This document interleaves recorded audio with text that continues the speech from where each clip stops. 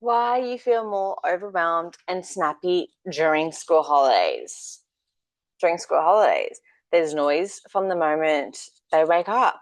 No transition time whatsoever. Someone always needing something. And you're probably still juggling many things. You're still probably working. You've got the house chores, you've got relationships, you've got multiple kids. The list is never ending. The snapping, that even surprises you. Okay. There is, now before we get into it, I do invite you, if this is resonating this topic, to grab the confidence toolkit. I'll link it below, but let's dive into this episode, okay? Your nervous system is literally running on fumes. During term time, you have structure, predictability. Your nervous system knows what to expect. You can plan, you have the boundaries. You can, plan transition time. But holidays, everything shifts. There's no routines. Kids are home all day long. The mental load explodes. You've got extra finance pressure. If you're working, you're probably having to find the money for the kids to go to daycare. Who's going to look after them? It's extra costly. There's this unspoken expectation that holidays should be magical. You should be the fun parent, create memories, keep everyone entertained.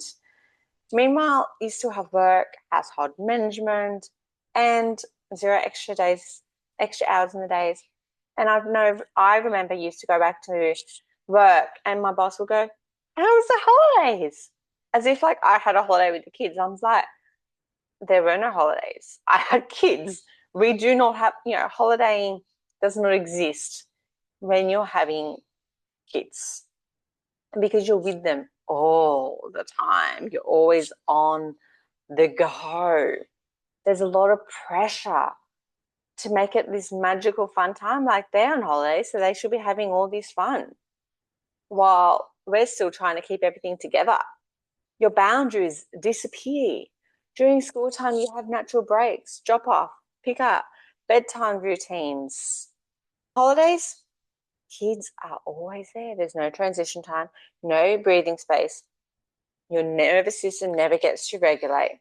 And I want to share how this looks like in my life. So, for instance, I love school drop off and pick up. Yeah, sometimes it's like an extra thing to do. However, during school drop off and pick up, that's the time I get to listen to music, listen to an audiobook. I don't have I don't have any demands. There's no partner asking questions, thinking about dinner, kids demanding something. It's just, even if it's just a 5 minute drive, it's that transition time before the next one. When I'm driving from after finishing work, I get to just breathe. I get to sing a couple of songs in my car before I go get the kids, before I put my mum hat on. That's the transition time. That's my breathing space. Kids have this predictable routine at nighttime, and I know what time they're going to be asleep. There's none of these. I can stay awake later tonight because it's holidays. No. During school times, like, no, you got school tomorrow, you're going at this time, and therefore I know what time I get to spend with my partner. I get to do some me time. But during school holidays, that doesn't happen. Old patterns start to get triggered. If you grew up feeling responsible for everyone's happiness, holidays activate this programming. If you experience chaos or stress around family time as a child, your body remembers and recreates the family pattern of overwhelm. That was my trigger growing up, was so much chaos and stress around my family. So during school holidays, when I'm with them 24/7, I was unconsciously creating so much drama and chaos in my life because of this programming, this pattern that I was unconsciously remembering and living. During the school holidays, and this is what's not get talked about often enough, is you're overstimulated. There's more noise, there's more mess, more decisions. What are we doing today? Can we go here? I'm bored. What can I do now? I'm hungry. What else can I eat? Mum, can I do this? Can I stay awake later? Like, if you're home with the kids, especially if you're juggling kids at home while working, it is a lot. And that's just that. And then at the end of the day, your partner might go, what's for dinner? What are we cooking? What are we doing this? Look at this mess. And it's just like, leave me alone. Like, I've reached my boiling point. That is it. Your nervous system hits capacity faster than usual because you're not having that space. You're not having the breathing time. You're probably neglecting some self-care. You're not having any transitioning time. So the root cause, which is what I'm going into with all my videos, because everything comes back to a root cause.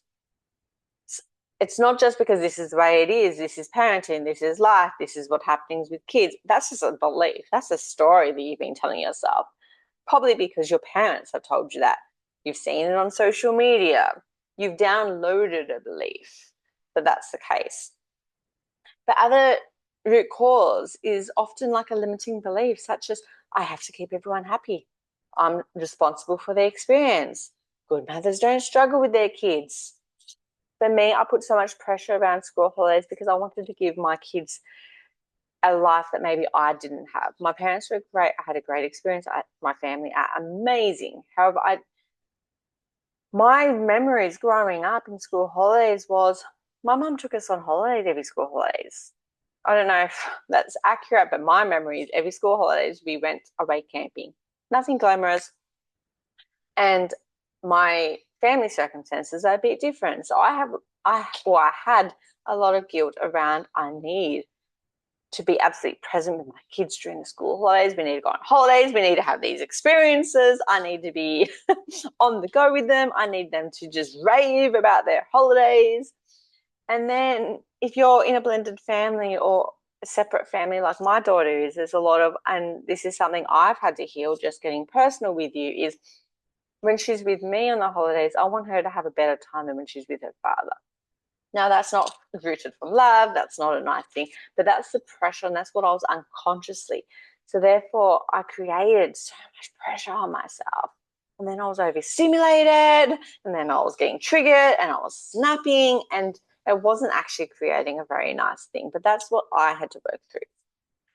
So snapping is very normal when you're overstimulated. We all snap, we all lose it, we all lose our shit. It's a part of the human experience. So I don't want you to judge yourself. I wanted to explain why you might be snapping more than usual during the school holidays when it's supposed to be a holiday. But let's get something right. It's a holiday for your kids, not you. And you're snapping because your nervous system is trying to create a space when it actually feels trapped. It's basically just like your inner child going, let me out. I've had enough. Give me some space. I need to breathe.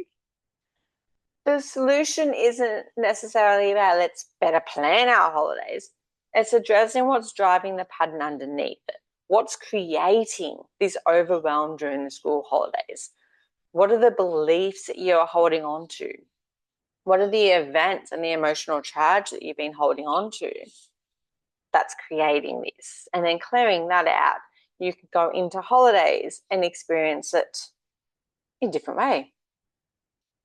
There is support for you inside these moments because this season or holidays, it's demanding. Okay, so grab the confidence toolkit below, and I want to give you one little thing, one little takeaway, homework as you will. When you're feeling overwhelmed, how can you implement some me time, transition time during the school holidays? And it might be just a couple of minutes. And when I was a single mum diving into this, I was working full time, single mum, that was a lot. I used to just lock myself into either the bedroom. Sometimes it was even the bathroom, pretend to go to the bathroom. And I would even teach my kids, mummy just needs a moment to herself because there's no shame. I want to teach them that it's okay. This is a boundary. I'm feeling some feels. Let mum feel. And I would take myself into the bedroom or the bathroom, depending on where I was living at the time. And that was just me. I would either do some EFT tapping. I've got some videos that you can watch if you want to do some EFT tapping. Or it was just simply breathing and allowing myself to feel. And that will just allow me to regulate so I can reconnect with my kids through the chaos. Because let's just, as I said in one of the previous videos, you got to name it to tame it. Naming it releases it. Okay. So I'd love to see you in the next video, which is how to stay calm and confident when triggered.